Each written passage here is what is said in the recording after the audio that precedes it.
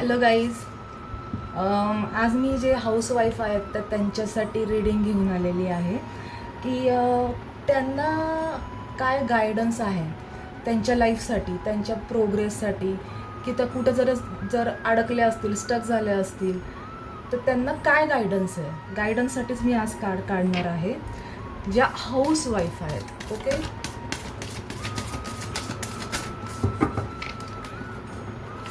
माझं channel subscribe केला नसेल तर लवकर करा, म्हणजे रीडिंग तुम्हाला रेझोनेट होईल.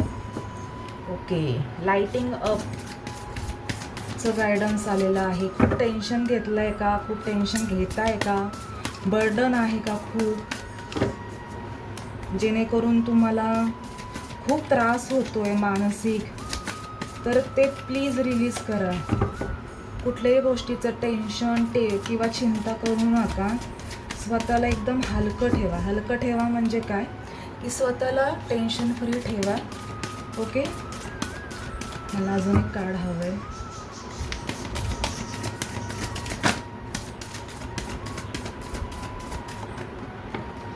शाईनचं पण कार्ड आलेलं आहे, जे की तुम्हाला सांगतं आहे की तुम्ही टेन्शन फ्री राहा, रिलॅक्स राहा.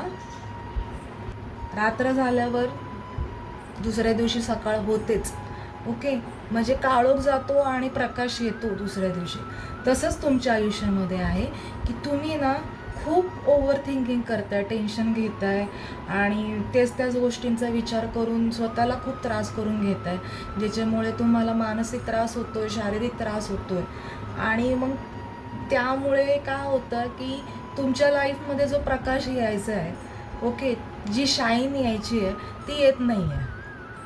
तुम्ही रिलॅक्स राहा, एकदम काम राहा, शांत राहा, पीसफुल.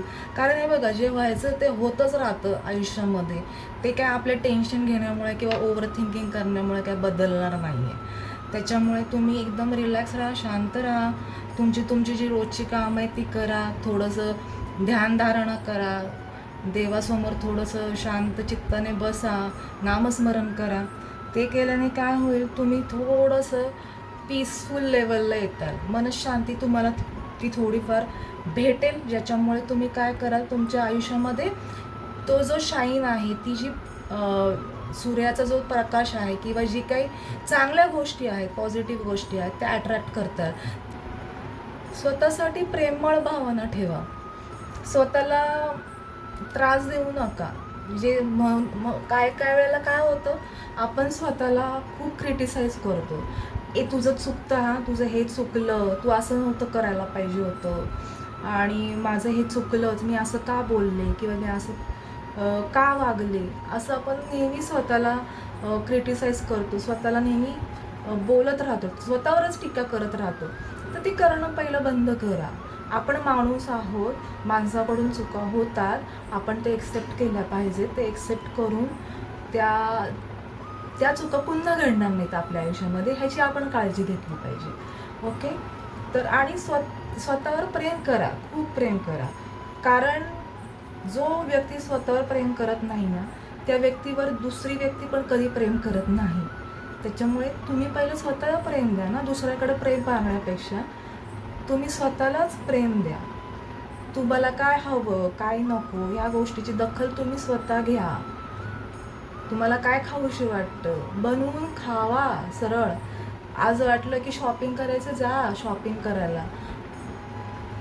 जे तुम्हाला वाटतं ना, जे तुम्हाला हवं आहे, त्याची दखल तुम्ही स्वतःच घ्यायला सुरुवात करा. ओके, तुमची ज्या गोष्टी, तुमची जी स्वप्न आहे, तुम्हाला जे हवं आहे, नको आहे, त्या सगळ्या गोष्टी मिळवून देण्याची जबाबदारी ही फक्त तुमचीच आहे, दुसऱ्या कोणाचीही नाही आहे. ओके, इथून सुरुवात करा. तुमच्यासाठी परत पुढे मी रीडिंग घेऊनच येईल, पण एवढं तरी करायला तुम्ही सुरुवात करा, जेणेकरून तुमच्या लाईफमध्ये तुम्ही सेल्फ लव्ह अट्रॅक्ट करताल आणि एक छान अशी लाईफ, शाईन देणारी एक लाईफ तुम्ही अट्रॅक्ट करताल तुमच्या लाईफमध्ये. ओके, माझी जर रीडिंग मॅच झाली असेल तर व्हिडिओला लाईक करा. चॅनल सबस्क्राईब केला नसेल तर चॅनलला सबस्क्राईब करा, ज्यामुळे तुमची एनर्जी माझ्याशी आणि माझ्या टॅरो कार्डशी कनेक्ट होईल आणि तुमच्यासाठीच ॲक्युरेट गायडन्स इथं मी घेऊन येऊ शकेल. Okay, bye.